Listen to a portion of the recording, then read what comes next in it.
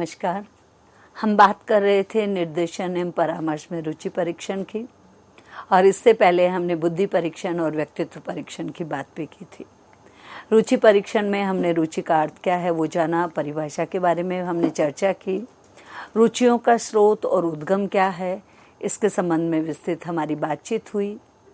अन्य प्रत्ययों के साथ क्या अंतर है रुचि का, उसमें हमने रुचि के साथ भावना, इच्छा, अभिक्षमता और योग्यता, इन पर भी चर्चा करी। और अब हम इस चर्चा को आगे बढ़ाते हुए आज इस चर्चा में और अपना एक पहलू जोड़ देते हैं, और वो है रुचियों को प्रभावित करने वाले कारक। रुचियों को कौन कौन से कारक है जो प्रभावित कर देते हैं। सबसे पहले हम बात करेंगे आयु एवं लिंग की, फिर हम बात करेंगे शारीरिक विकास की, शारीरिक विकास के बाद बात करेंगे हम बुद्धि की, और बुद्धि के बाद में हम बात करेंगे कि रुचियों में एक कारक के रूप में अधिगम भी है। इस पर हम चर्चा करेंगे। रुचियों को प्रभावित करने वाले जब हम बात कर रहे हैं इनकी कौन कौन से कारक हैं, तो सबसे पहले हमने कहा आयु एवं लिंग। देखिए, आयु, किसी भी व्यक्ति की आयु, जब हम बाल्यावस्था में होते हैं तो बाल्यावस्था को जन्म से लेकर 12-13 वर्ष की आयु समझा गया है। तो बाल्यावस्था की रुचियां अलग होती हैं। फिर हम प्रवेश करते हैं किशोरावस्था में। किशोरावस्था 12-13 साल से लेकर के 18-19 साल की मानी गई है मनोवैज्ञानिकों के द्वारा। उसकी हमारी रुचियां अलग होती हैं। फिर हम आ जाते हैं उसके बाद युवा अवस्था में। युवा अवस्था की हमारी रुचियां अलग होती हैं। युवा अवस्था के बाद में हम आते हैं प्रौढ़ावस्था में। प्रौढ़ावस्था की रुचियां अलग हो जाती हैं, और फिर वृद्धावस्था की रुचियां अलग हो जाती हैं। ये सब आप लोग दिन प्रतिदिन अपने व्यवहार में, परिवार में, सगे संबंधियों में, साथियों में, सब में देख रहे हैं। जो बचपन की रुचि थी वो आगे नहीं रहती। देखिए, मैं एक उदाहरण से इसको आपको समझा देती हूँ कि मेरा बेटा जो है वो, जब हम बचपन में उसको बाल्यावस्था में 13-14 साल तक हम जब उसको पूछते थे कि आपको जीवन में क्या करना है, तब उसने बताया कि मुझे टॉप का सर्जन बनना है, यानी भारत का माना हुआ सर्जन बनना है, चिकित्सक बनना है। और उसके बाद में जब उसकी अवस्था हुई कि उसको मेडिकल में जाना था, तो हमने देखा कि एक बार नहीं 2 बार वो उसमें असफल रहा, जबकि उसके साइंस यानी विज्ञान और गणित में बहुत अच्छे मार्क्स थे। यहाँ ये चर्चा करना इसलिए भी जरूरी हो जाता है क्योंकि अमूमन भारतीय ये मानते ही नहीं हैं कि शैक्षिक और व्यावसायिक निर्देशन एवं परामर्श अनिवार्य आवश्यकता है। अब आयु में उसके जब असफल हुआ तो हमने किसी परामर्शदाता से, शैक्षिक परामर्शदाता से बात कराई। उन्होंने उसको कुछ टेस्ट लिए, उससे बात करी, और निकल के आया कि उसकी जो रुचि है, उसकी योग्यता तो और रुचि, उसकी जो रुचि है वो तकनीकी क्षेत्र में है। तकनीकी क्षेत्र का मतलब हुआ इंजीनियरिंग, वास्तुकला और ये सब। और आप विश्वास नहीं करेंगे कि ये सब जो बिना पढ़े 1-2 दिन केवल बुक को देख करके, वो जो कॉमन एंट्रेंस टेस्ट दे के आया उसमें उसने इंडिया में टॉप की रैंक प्राप्त करा, और MNIT, NIT जैसे संस्थान से उसने अपनी डिग्री प्राप्त करी। तब हमें ये समझ में आया कि बालिकाओं और विद्यार्थियों के जीवन में शैक्षिक और व्यावसायिक निर्देशन बहुत ही अनिवार्य है। वो जो बार बार कहता था कि मुझे टॉप का सर्जन और माना हुआ सर्जन बनना है, चिकित्सक बनना है, वो इसलिए कहता था क्योंकि उसने अपने परिवार में कुछ डॉक्टरों को, सर्जन को देखा था और वो उसके रोल मॉडल थे। लेकिन उसकी रुचि तकनीकी क्षेत्र में थी जो वो स्वयं भी नहीं पहचान पाया, और हम अभिभावक होने के नाते भी नहीं पहचान पाए। आयु के साथ साथ लिंग भी, यानी स्त्री है या पुरुष है, ये भी रुचि को प्रभावित करते हैं। उसके बाद में आता है शारीरिक विकास, फिजिकल डेवलपमेंट। जब मनुष्य का, जब भी हम शिक्षा की बात करते हैं, विकास की बात करते हैं, तो हम सबसे पहले बात करते हैं शारीरिक विकास की। यदि सामान्य रूप से किसी बालक बालिका का या विद्यार्थी का शरीर का विकास हो रहा है तो उस सामान्य विकास से उसकी रुचियां जो है वो विकसित होती हैं। लेकिन यदि किसी भी बालक और बालिका का सामान्य रूप से शारीरिक विकास नहीं हो रहा, वो अस्वस्थ है या उसमें किसी प्रकार की जन्मजात कोई आंगिक कमी है या कुछ और उसमें परेशानी है, तो उसका शारीरिक विकास यदि मंद गति से हो रहा है, पूर्णतः उसको पौष्टिक भोजन नहीं मिल रहा है, शरीर के किसी अंग का विशेष रूप से विकास नहीं हो रहा, तो ऐसे में उसकी जो रुचियां हैं वो प्रभावित होती है शारीरिक विकास से। बुद्धि, इंटेलिजेंसी, हम इससे पूर्व के व्याख्यान में भी बात कर रहे थे इंटेलिजेंसी की। बुद्धि भी रुचि को जो है प्रभावित करती है। जोखिम वाले क्षेत्रों में औसत से कम बुद्धि वाले लोग नहीं जाना चाहते हैं, तो बुद्धि भी एक कारक है। उसके बाद में है कि एक कारक है अधिगम, सीखना। अधिगम किसे कहते हैं? सीखना। यह भी एक कारक है कि रुचियों में एक कारक है अधिगम। अधिगम के कारण learning as a factor in जो हमारा इंटरेस्ट है वो उसमें लर्निंग भी यदि एक प्रॉपर तरीके से यदि नहीं सिखाया जा रहा, नहीं सीखा जा रहा, तो उससे भी रुचियां प्रभावित होती हैं। तो रुचियों को प्रभावित करने में जो मुख्य हमारे कारक हैं वो है आयु, लिंग, शारीरिक विकास यानी age, sex, physical development, intelligence and learning as a factor in interest. इसके अलावा रुचियों को प्रभावित करने वाले कारक जो सामान्य रूप से हर कोई समझ सकता है वो भी हैं। सबसे पहले हम बात करेंगे परिवार की सामाजिक और आर्थिक परिस्थिति की। किसी व्यक्ति की रुचि है कि वो नासा में जाकर के कार्य करना चाहता है, साइंटिस्ट बनना चाहता है, लेकिन उसके परिवार की आर्थिक परिस्थिति ऐसी नहीं है कि वो उसको वो सुख सुविधाएं और संसाधन उपलब्ध करा सके।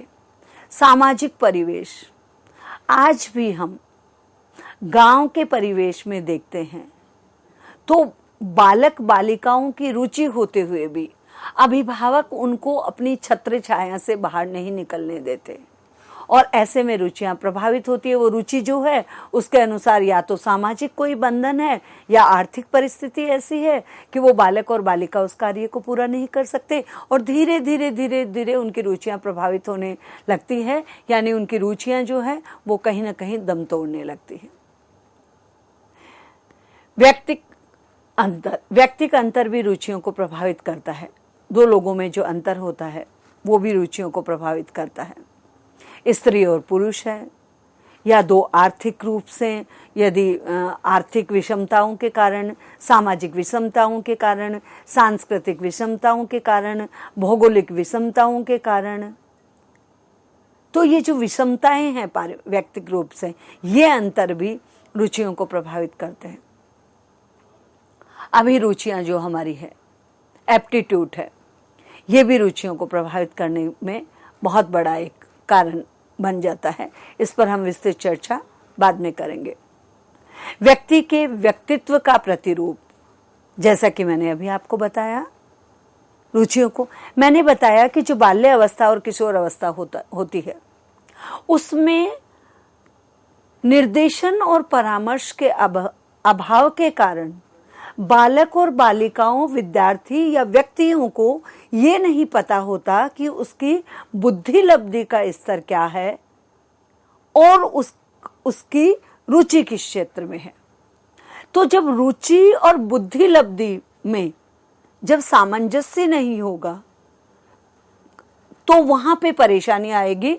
तो व्यक्ति का जो व्यक्तित्व प्रतिरूप है वो भी रुचि के लिए कारक है। जैसा कि मैंने आपको बताया कि किसी को देख के, छोटे बच्चे होते हैं, क्या बनना है? पुलिस बनना है। क्या बनना है? डॉक्टर बनना है। क्या बनना है? इंजीनियर बनना है। क्या बनना है? एक्टर बनना है। मैंने जैसे पिछले सप्ताह की ही बात कर रही हूँ। एक छोटी बच्ची, उससे मैं बातचीत कर रही थी और मैंने उसको पूछा कि आपको क्या बनना है? तो उसने बोला मुझे टीचर बनना है। मैंने पूछा टीचर क्यों बनना है? तो उसने कहा कि एक्चुअली जो टीचर बनता है ना, वो आर्ट एंड क्राफ्ट करवा देता है। तो मैंने कहा आपको किस लिए टीचर बनना है? क्योंकि वो आर्ट एंड क्राफ्ट ही कराना पड़ता है, उसको पढ़ना नहीं पड़ता है। तो आपको कौन सा टीचर बनना है? आर्ट एंड क्राफ्ट का टीचर बनना है। तो वो जो बालिका 5 से 6 वर्ष की है, उसने वो अपनी आर्ट एंड क्राफ्ट की जो अध्यापिका है, शिक्षिका है, उसको वो उसके लिए आदर्श है। और वो देखती है कि उस मैडम को पुस्तक खोल के पढ़ना नहीं पड़ता, प्रश्न उत्तर याद नहीं करने पड़ते, होमवर्क में भी क्या करना होता है? ड्राइंग बनाना है। फूल बना लिए, तितली बना ली, पेड़ पौधे बना लिए, किसी पशु पक्षी की आकृति बना ली, और आपने वो सारे काम कर लिए हैं, मछली बना ली। तो उसको लगता है कि अध्यापक जो है, क्योंकि उसके लिए वो रोल मॉडल है, तो व्यक्ति की व्यक्तित्व का प्रतिरूप भी रुचियों को प्रभावित करने वाला कारक है। अब रुचि के प्रकार एवं प्रारूप पर हम बात करेंगे। सबसे पहले आता है स्वाभाविक रुचियां। किसी भी लक्ष्य की प्राप्ति के लिए स्वाभाविक रुचि का होना निश्चित होता है, क्योंकि वे व्यक्ति के हृदय से उत्पन्न होती है। स्वाभाविक रुचियां आपने परिवार में भी देखा होगा, अड़ोस पड़ोस में देखा होगा, मित्र मंडली में देखा होगा, रिश्ते नातों में देखा होगा, अपने साथियों के साथ में देखा होगा। कुछ लोग ऐसे होते हैं जिन्हें घूमना फिरना बिल्कुल पसंद नहीं होता। कुछ लोग ऐसे होते हैं जिन्हें घूमना फिरना बहुत पसंद होता है। कुछ लोग ऐसे होते होंगे जिन्हें पढ़ना बहुत रुचिकर है। कुछ लोग ऐसे होते होंगे जिन्हें बात करना बहुत पसंद है। कुछ लोग ऐसे होते होंगे जिन्हें खाना बनाना पसंद है। कुछ लोग ऐसे होते होंगे कि अपनी वस्तुएं, अपना भोजन दूसरों को बांटना बहुत पसंद है। कुछ लोग ऐसे होंगे जो गाना पसंद है। जैसे हम कई बार सामान्यतः चर्चा करते हैं, हास्य करते हैं, तो हम कह देते हैं बाथरूम सिंगर, यानी उस व्यक्ति को सिंगिंग जो है वो उसकी स्वाभाविक रुचि है। लेकिन संसाधनों के अभाव से, सामाजिकता के कारण, आर्थिक कारण से और अवसर नहीं मिलने के कारण वो वहां जा नहीं पाया है, लेकिन उसके सिंगिंग में, गायन में उसकी स्वाभाविक रुचि है। तो जो स्वाभाविक रुचियां होती हैं वो लक्ष्य की प्राप्ति के लिए स्वाभाविक रुचि का होना है। क्योंकि लक्ष्य प्राप्त कब होता है? जब हमारी स्वाभाविक है।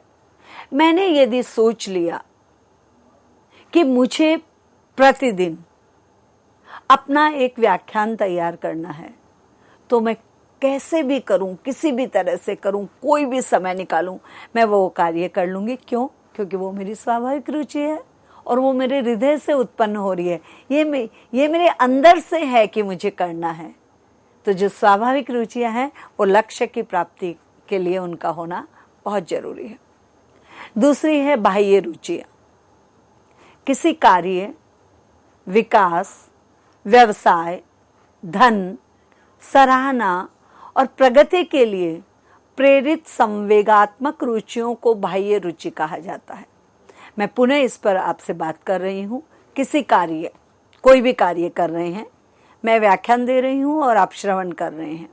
विकास, हम आगे बढ़ रहे हैं, हम अमृत महोत्सव मना रहे हैं, हम देश को आगे ले जाने की बात कर रहे हैं, हम तकनीकी के क्षेत्र में इतने आगे बढ़ रहे हैं। व्यवसाय, किसी भी व्यवसाय को करना।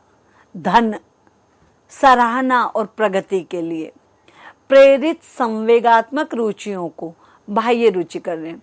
किसी कार्य करने के लिए रुचि का, विकास के लिए रुचि। हम अमृत महोत्सव मना रहे हैं, हम देश को विश्व पटल पे फिर से विश्व गुरु बनाना चाहते हैं। हमने हर घर तिरंगा को विकास के लिए साकार कर दिया। रुचि, ये बाह्य रुचि थी। ये बाहर से रुचि, हर कोई रिक्शे वाला है, टेम्पू वाला है, ट्रक वाला है, कोई नेता है, कोई बच्चा है, कोई ग्रामीण है, कोई घरेलू व्यक्ति है, कोई भी किसी भी तरह का व्यक्ति है, सब ने हर घर तिरंगा में तिरंगा। विकास यानी ये बाह्य रुचि है। व्यवसाय के लिए धन के लिए, कभी कभी धन के लिए भी हमें कोई कार्य पसंद नहीं होता है, लेकिन हम उसे पसंद करने लगते हैं धनार्जन के लिए। कभी कभी सराहना के लिए भी, कि यदि हमने ऐसा किया, ये कार्य किया, तो हमारी प्रशंसा होगी, प्रगति के लिए भी। तो ये प्रेरित संवेगात्मक रुचियां जो होती हैं, उन्हें बाह्य रुचि कहा जाता है।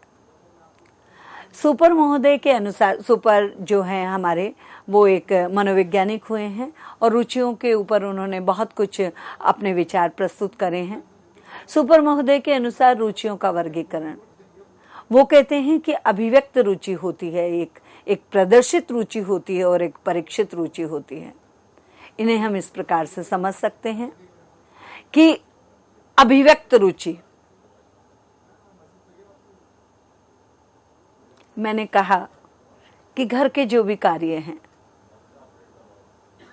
उसमें मैं दोनों समय का भोजन मैं बनाऊंगी, ये मेरी अभिव्यक्त रुचि है। मैंने व्यक्त कर दिया कि मुझे भोजन बनाना पसंद है, तो दोनों समय का भोजन मैं बनाऊंगी, ये अभिव्यक्त रुचि है।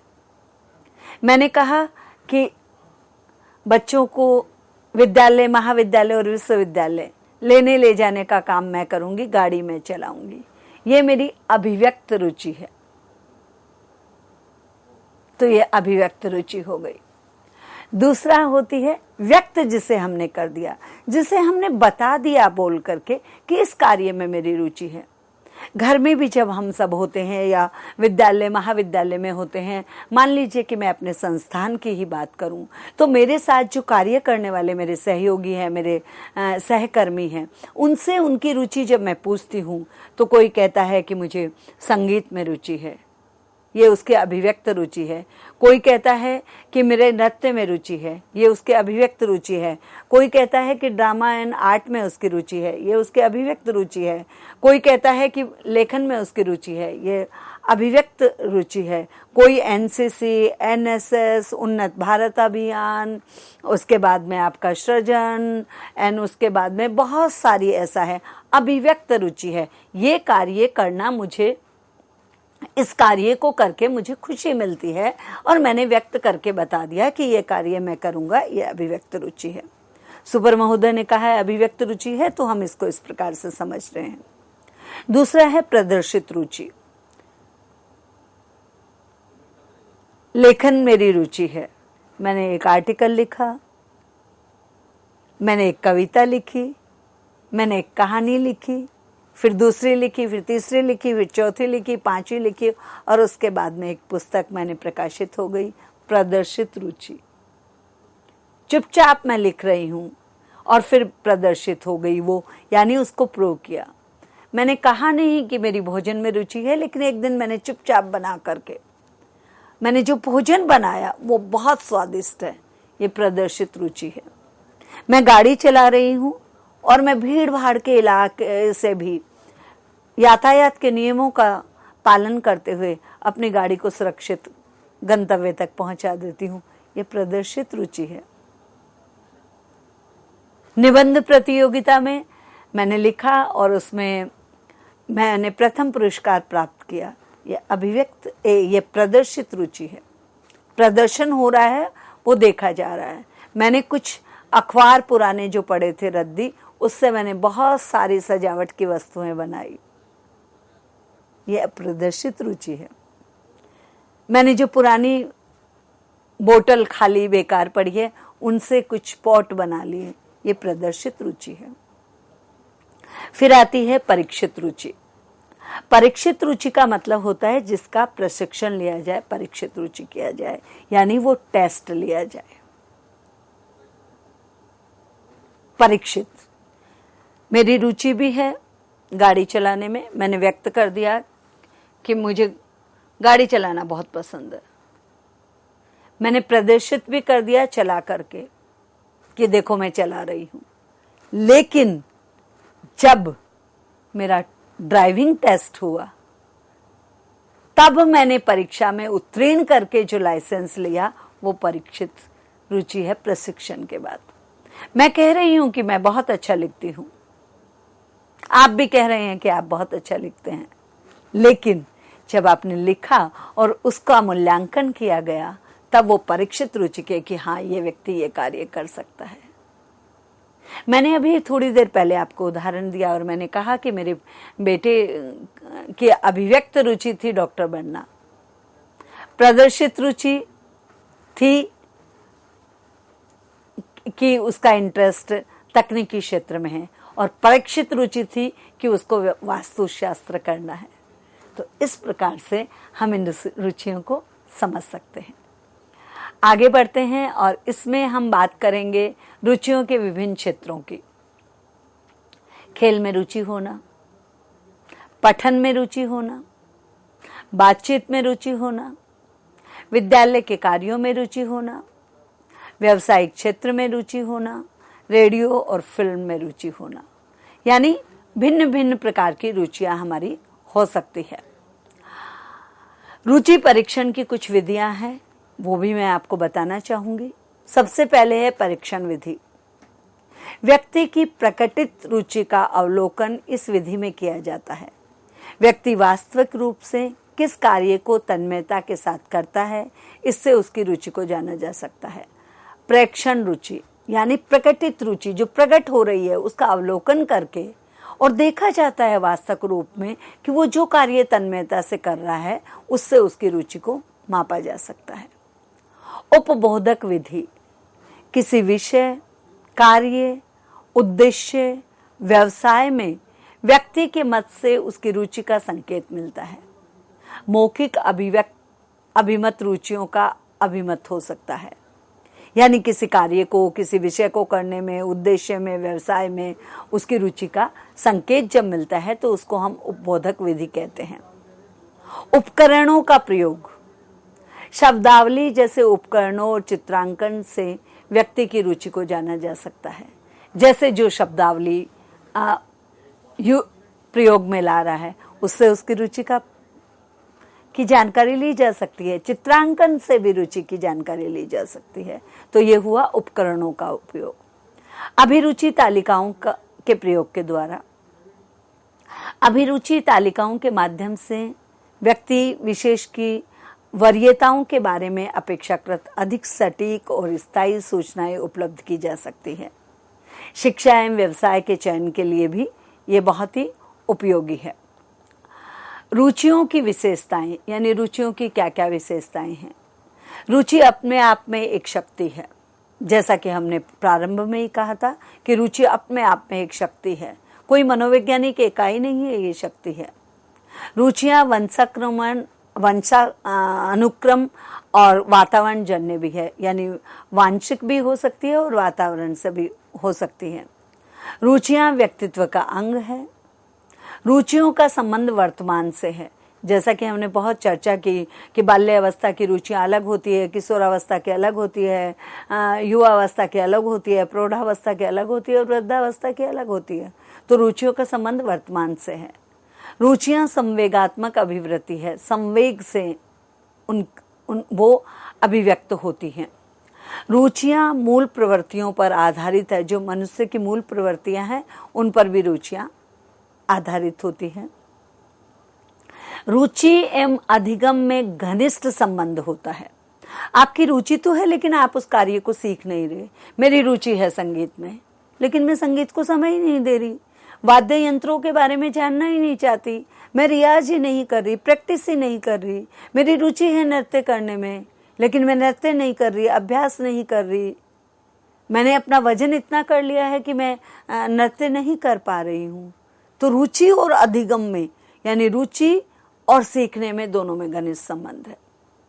रुचि संतुष्टि देने वाला उत्प्रेरक है। जैसे कि हमने प्रारंभ में बात करी थी कि इच्छा अलग चीज है और रुचि अलग चीज है। संतुष्टि देती है रुचि, उससे संतुष्टि मिलती है। रुचियों का संबंध मनुष्य की आवश्यकताओं, इच्छाओं, लक्ष्यों और आकांक्षाओं से भी होता है। आवश्यकता है, कभी कभी रुचियां आवश्यकता के कारण भी उत्पन्न हो जाती है, इच्छाओं के कारण भी हो जाती है, लक्ष्यों के कारण भी हो जाती है और आकांक्षाओं के कारण भी हो जाती है। अब बात आती है रुचि परिसूचनाओं के लाभ की। विद्यार्थियों के लिए ये लाभान्वित है रुचि परिसूचियां। शिक्षकों एवं परामर्शदाताओं के लिए भी अनिवार्य और आवश्यक है, और संस्थान के मालिकों के लिए। रुचि परिसूचना के कुछ दोष भी हैं। क्या दोष हैं? पहला दोष है कि ये विश्वसनीय नहीं है। परिसूचनाएं जो हम लेते हैं, कई बार सामने वाला झूठ बोल जाता है, नहीं बताता है। मान लीजिए मैंने किसी से पूछा कि आपकी रुचि किस में है, और उसकी रुचि केवल भोजन करने में है, उसको खाना बहुत अच्छा लगता है, वो नहीं बताएगा कि मेरी रुचि भोजन में है। मान लीजिए कि किसी की रुचि भोजन बनाने में नहीं है, और मैंने पूछा, वो स्पष्ट तौर पे नहीं बताएगा कि मेरे को खाना बनाना सबसे बेकार लगता है। किसी की रुचि व्यवस्थित रहने में नहीं है, वो थोड़ी कहेगा कि मैं अस्त व्यस्त रहता हूं। तो ये विश्वसनीय कभी कभी नहीं होता। औचित्य जानना कठिन हो जाता है कि इसका औचित्य क्या है, किस प्रकार से, ये भी कभी कभी कठिन हो जाता है। और स्थायित्व तो है ही नहीं। आज ये रुचि है, कल ये रुचि है, परसों ये रुचि हो सकती है। आयु लिंग के कारण रुचियां बदलती रहती हैं। भविष्यवाणी नहीं की जा सकती। हम बाल्य अवस्था में किसी की भविष्यवाणी नहीं कर सकते कि इस बालक बालिका या विद्यार्थी की ये रुचि है। किशोर अवस्था में भी नहीं कर सकते, और युवा अवस्था में भी नहीं कर सकते कि इसकी यही रुचि है। तो भविष्यवाणी नहीं कर सकते। अभिव्यक्ति नहीं है इसमें, रुचि में अभिव्यक्ति का अभाव है। तो इस प्रकार से जो ये रुचि का जो आज हमने चर्चा करी, उसमें हमने मुख्य रूप से चर्चा करी है रुचि के अर्थ की, परिभाषा की, हमने बात करी है रुचियों के स्रोत की, हमने बात करी है कि रुचि और अन्य प्रवृत्तियों में अंतर क्या है। उसके अलावा हमने आज विस्तृत जानने की कोशिश करी कि रुचियों को प्रभावित करने वाले कारक कौन से हैं, और साथ ही साथ में हमने रुचियों के प्रारूप, जिसमें स्वाभाविक रुचियां, बाह्य रुचियां, और ये देखा सुपर महोदय ने रुचियों को कैसे वर्गीकरण किया है, वो भी हमने जानने की कोशिश करी। यानी अभिव्यक्त रुचि, प्रदर्शित रुचि और परीक्षित रुचि। और उसके बाद रुचियों के क्षेत्र हैं, उस पर भी हमने संक्षिप्त चर्चा करी। उसके बाद में रुचि परीक्षण की विधियां, जिसमें परीक्षण विधि, उपबोधक विधि, उपकरणों का प्रयोग, अभिरुचि तालिकाओं का प्रयोग, और रुचियों की विशेषताएं क्या है, ये हमने जाना। और रुचि परिसूचनाओं के लाभ और हानि क्या है, इस पर भी हमने बात करी। तो इस प्रकार से निर्देशन और परामर्श की जो हमारी व्याख्यान श्रृंखला चल रही है, उसमें हमने अब तक व्यक्तिगत अध्ययन क्या है, कैसे किया जाता है, बुद्धिलब्धि परीक्षण क्या है, कैसे किया जाता है, और रुचि जो परीक्षण है उस पर हमने विस्तृत चर्चा करी। मैं अपेक्षा करती हूँ कि आप लोग इनसे लाभान्वित होने के साथ साथ आप भी यदि शिक्षा के क्षेत्र से जुड़े हुए हैं तो आप भी अपने शिक्षा के क्षेत्र में अपने विद्यार्थियों को शैक्षिक परामर्श और निर्देशन देने में इन रुचियों का प्रयोग जरूर करेंगे। इसी के साथ आपका धन्यवाद करती हूँ और अपनी वाणी को विराम देती हूँ। नमस्कार।